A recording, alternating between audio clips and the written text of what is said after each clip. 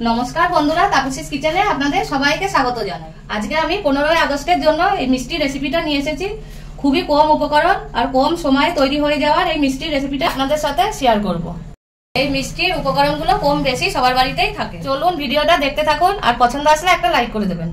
Pan বসিয়ে নিয়েছি, প্যানটা গরম হয়ে গেছে। এবার প্যানে দিয়ে দেবো আমি 1 চামচ ঘি। ঘিটা আমি মেল্ট করে নেবো। এবার দিয়ে দেবো অর্ধেক বাটি দুধ। দুধ গরম হতে দেবো। দুধ গরম হয়ে গেছে, এবার আমি 1 বাটি মিল্ক পাউডার দিয়ে দেবো। গ্যাসটা সিম করে নিতে হবে মিল্ক পাউডার দেওয়ার সময়, আর হাই ফ্লেমে যদি দেওয়া হয় তাহলে মিল্ক পাউডারটা দলা পাকিয়ে যাবে। এবার ভালো করে আমি মিশিয়ে নেবো। এরকম খুন্তিটা চালিয়ে এটাকে একদম স্মুথ করে দিতে হবে। এবার দিয়ে দেবো চিনির গুঁড়ো।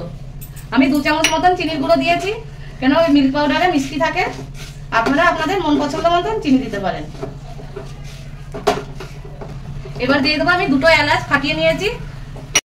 এলাচটা এর জন্য দিলাম যে মিষ্টি দিয়ে সেন্টটা বেশ ভালো বেরোবে। এবার দিয়ে দেবো আমি 1 বাটি শুকনো নারকেলের গুঁড়ো।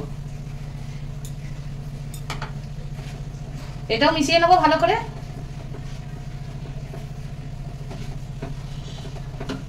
মিশানো হয়ে গেছে, এবার আমি লাস্টে ওপর থেকে 1/2 চামচ মতন ঘি দিয়ে দেবো। দিয়ে ভালো করে মিশিয়ে নেবো।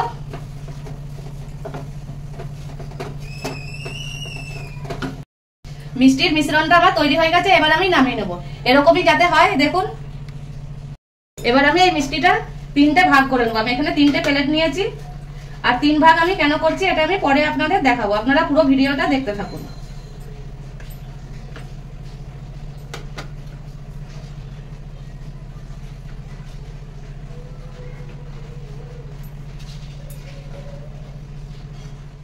এবার আমি একটা প্লেট নিয়েছি, এই প্লেটে আমি মিশিয়ে দেবো অরেঞ্জ ফুড কালার দিয়ে। এটাকে আমি মেখে নেবো ভালো করে।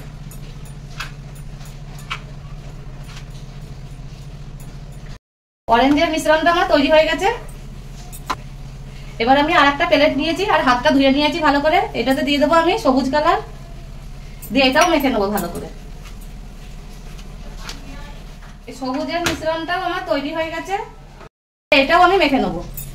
এই মিশ্রণটাও আমার তৈরি হয়ে গেছে। এবার আমি এই মিশ্রণটার থেকে অল্প নিয়ে নেবো, নিয়ে গোল করে নেবো। এরকম গোল করে নিয়ে হাতে একটু আমি চ্যাপটা করে নেবো, দিয়ে এরকম সাইড থেকে আমি চৌকো শেপ করে নেবো।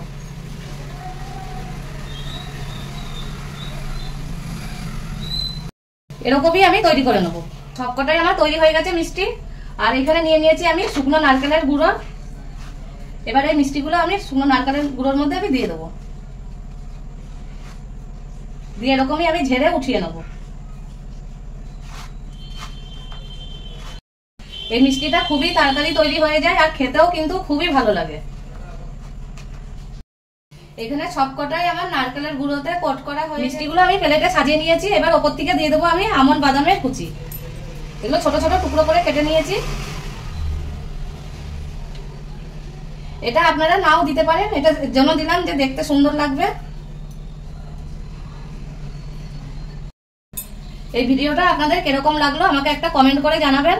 আর যদি ফেসবুক থেকে দেখে থাকেন তাহলে পেজটাকে ফলো করে নেবেন, আর ইউটিউব থেকে দেখে থাকলে চ্যানেলটাকে সাবস্ক্রাইব করে পাশে থাকা বেল আইকনটা প্রেস করবেন। আমি যখনই নতুন রেসিপি ছাড়বো আপনাদের কাছে আগে পৌঁছাবে।